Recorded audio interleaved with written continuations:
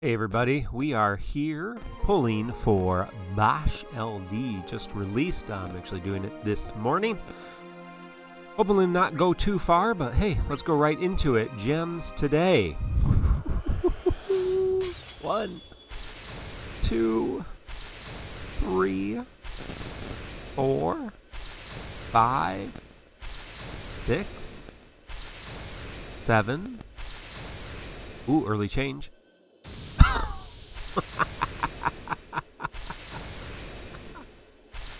Oh yes, after quite a few rough pulls, this has been a welcome change. Take a screenshot of that bad boy. Ooh, nice. 5,000 gems, well worth it. Want to talk a little bit about Basch as I set up his hit here. His EX needs to be fully realized. I have enough Iggies for that right now. Need to maybe do his armor. I need to check on that. Of course, need to fully limit break his LD, his new weapon. Basch got a wonderful rework, and of course you can go to our friends at thetomberrytroop.com and beautiful infographic, Dreamy Telliute, Ink Welder, and Vein Novus work on those, just beautiful in this LDBT era. But Basch got a great rework and a new weapon, and so if you don't know because you didn't pull on Basch is EX, or you're newer to the game, or you didn't care, Basch has always been the AoE tank.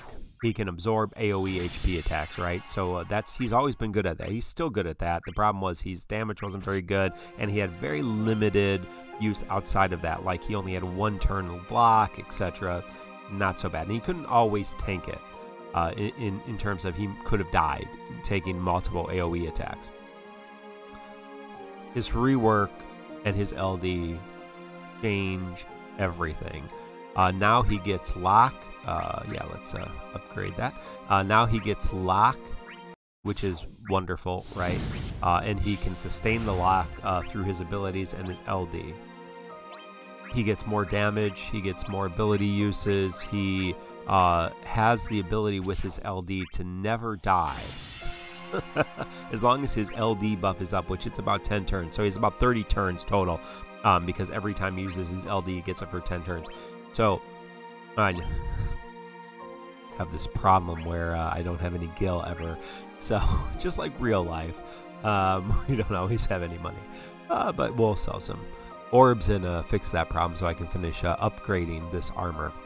But yeah, so the 10 turn, let me see what it is called specifically. It is the LD buff Indomitable. Yes, awesome. Gives attack plus 40%, more overflow, which is awesome. And when taking HP damage that drops HP below 50%, restores HP back to 50%.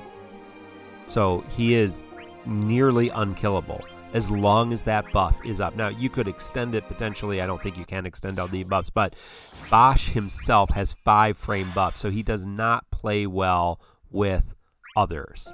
All right, so that's a problem with... He doesn't know that. Let me say that differently. He doesn't play well with other people who give him buffs. He does play well with a variety of other auras, and he himself now gives the party 95% up attack auras, M-Brave aura 75% up, and additional HP without doing any party buffs.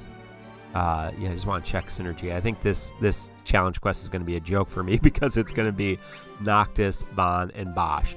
And you can run Basch as kind of your solo support. He gives those great auras, 95% attack up, 75% max brave up, no party auras, right? Or no buffs on your party, so you can have high buff characters as well. And he can tank these hits and keep you alive. So, I mean, he can be your solo kind of healer support character, or you can pair him with some other characters that are just going to give those invisible auras, like Alphinaud, Arciella, Desh, Kistis would be one, Kais, of course, Fujin, Charlotta. Those are recommendations from the Tonberry Troop, all good ones. There's lots of others. Characters like Hope, Zaz, not so ideal. Aphmau, not so ideal. But yeah, always forgetting something. But yeah, let's equip that here. My artifacts are not excellent. I'm going to need to farm for some artifacts here. But, you know, so between his 6 counts of skill 1, his 10 counts of skill 2, his 3 LDs, and his EX, which recharges less than 2 skill uses, so like a skill use and an HP++. So HP++ now batteries the party and heals HP. So I mean, he just kind of does everything you would want him to do, right? So he's much more useful than he was. He's exceptionally self-sufficient. His orb is good for himself. Doesn't last very long. It's a B orb, so they're not super.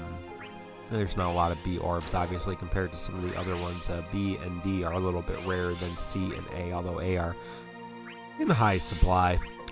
Yeah, so, you know, should you pull, I am a big fan, I'm just going to be honest, of tanks in this game.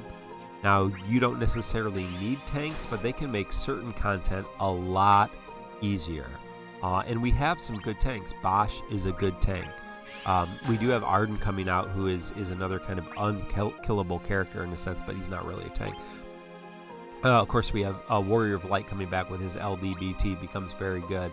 I don't think we have Zach LD yet in the Japan version of the game, but we will have Gladio, who is another really good tank. And so, you know, Zach is still useful to a point.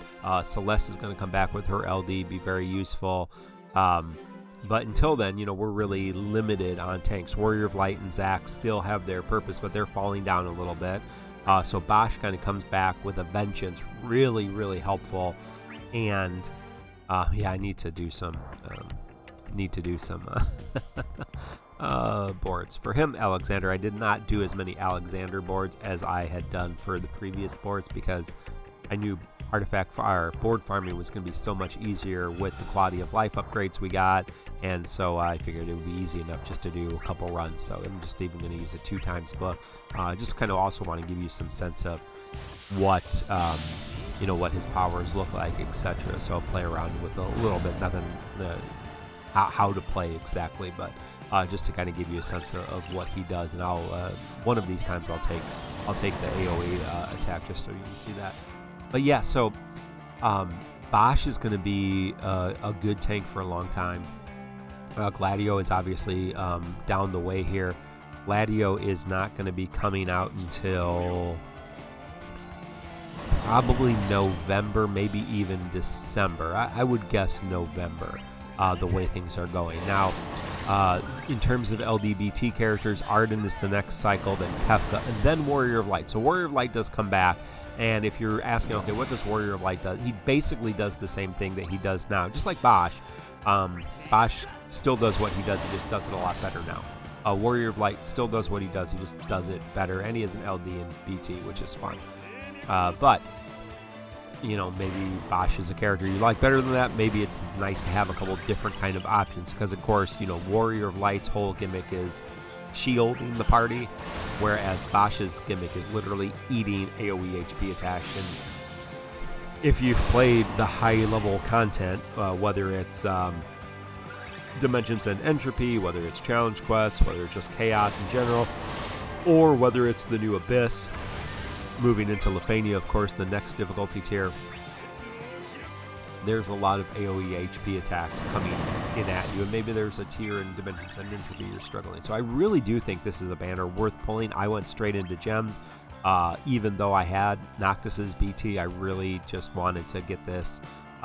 Really like the tanks. I'm planning to use gems on Warrior of Light. I'm planning on using gems on Gladio. I haven't decided about Reno. Reno's kind of a tankish character, I think. Reno and Rude, or not Reno, Rude. Reno and Rude both come back, or both come to the game here kind of within a month of each other. So I may have to be careful because I can only pull on so many banners, but I wouldn't mind having both of them. So yeah, so